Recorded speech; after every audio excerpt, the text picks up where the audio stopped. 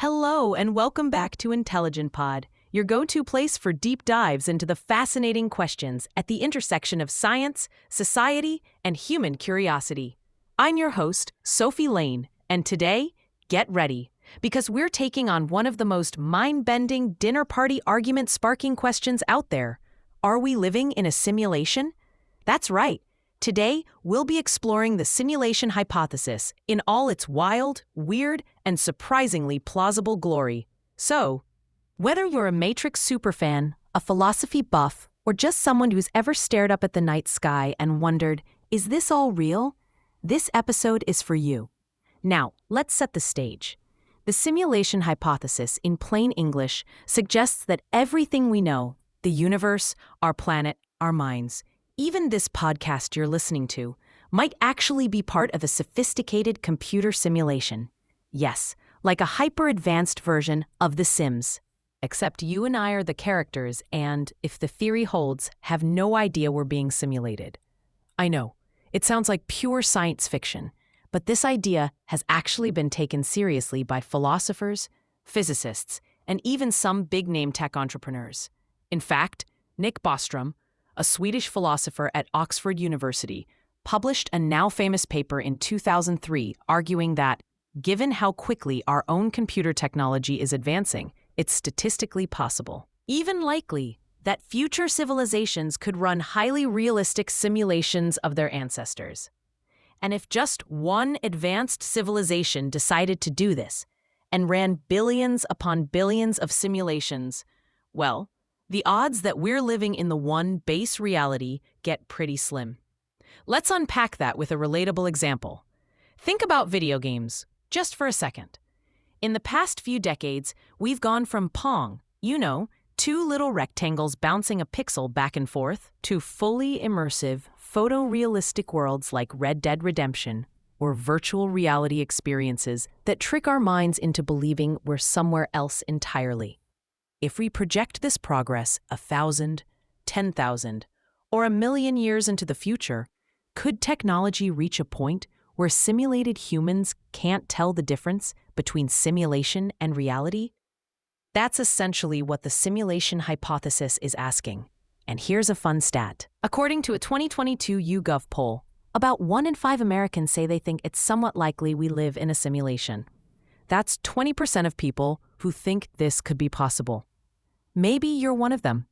Or maybe you're thinking, come on, Sophie, this is just science fiction.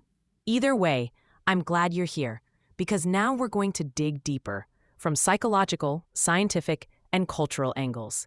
Let's start with the philosophical perspective, because that's where this all began. The roots of the simulation idea go back way before video games. In the 17th century, philosopher René Descartes famously asked, "How do I know I'm not dreaming?" He realized that our senses can be fooled. Think of optical illusions, or how real our dreams can feel until we wake up. Descartes imagined an evil demon deceiving him, but today, the evil demon is swapped out for a super-advanced computer. Nick Bostrom's argument, which I mentioned earlier, is a bit of a logical puzzle. He says that at least one of 3 things must be true. Either humans will go extinct before reaching the technology to create such simulations. Advanced civilizations have no interest in simulating their ancestors. Or, and here's the punchline, we're almost certainly living in a simulation. It's a bit of philosophical Russian roulette, and there's no definitive way to know which chamber the bullet's in. Let's switch lenses and look at the scientific perspective. Physicists have toyed with the idea that there might be clues in the fabric of the universe itself, suggesting it's simulated. For example, some point to the pixelation of space at the quantum level. The idea that the universe isn't smooth and continuous, but made up of tiny, discrete units, almost like the pixels on your screen. Others mention the mathematical elegance of the laws of physics, as if our universe were governed by code.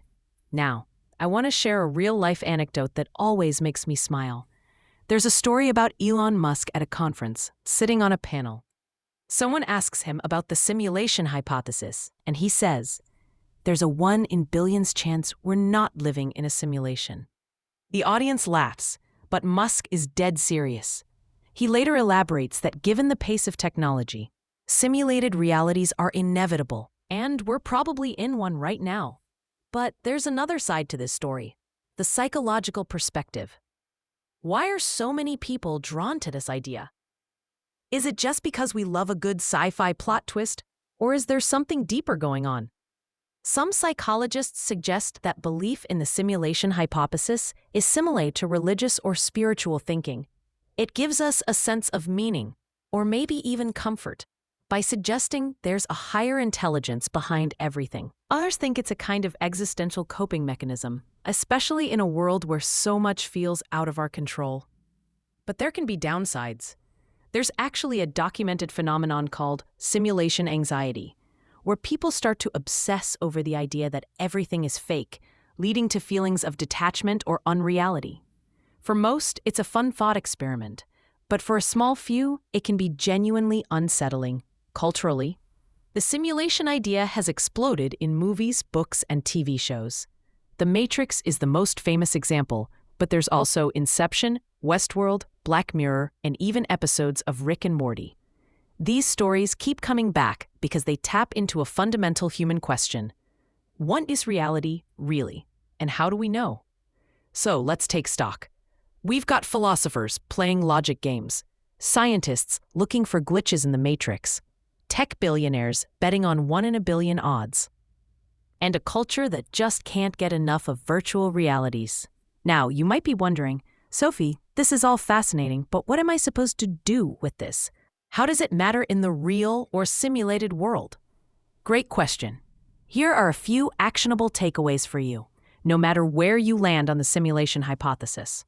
First, embrace curiosity. Whether or not we're real, the act of wondering, questioning, and exploring is a deeply human or simulated human trait. Stay curious, keep asking questions, and don't be afraid to play with big ideas. Second, practice mindfulness. If you ever find yourself slipping into simulation anxiety, grounding yourself in the present moment can help. Real or not, our experiences, emotions, and connections feel real to us. Things like meditation, nature walks, or simply focusing on your breath can bring you back to the here and now. Third, use the simulation idea as a prompt for gratitude and growth. If life is a game, why not play it well? Take risks, try new things, and be kind to your fellow players. Sometimes, thinking of life as a simulation can make it easier to let go of fear and judgment and just enjoy the ride. And finally, remember, uncertainty is okay. Some questions don't have neat answers, and that's what makes them worth exploring. Whether we're living in ace reality or a high-tech simulation, the mystery itself is part of what makes life, or simulated life, so interesting. So, let's recap. Today, we explored the simulation hypothesis from multiple angles: philosophical puzzles, scientific clues, psychological impacts, and cultural obsessions. We talked about ancestor simulations, quantum pixels, and Elon Musk's wild odds. And we landed on some advice that works, no matter what the ultimate answer is. Stay curious, be present, and enjoy the experience. Here's a closing thought. Maybe we'll never know for sure if we're real or simulated. And maybe that's okay. What matters is how we treat each other, how we grow, and how we make meaning out of our time here, however you define here. If you enjoyed this episode, I'd love for you to leave a review on your favorite podcast app.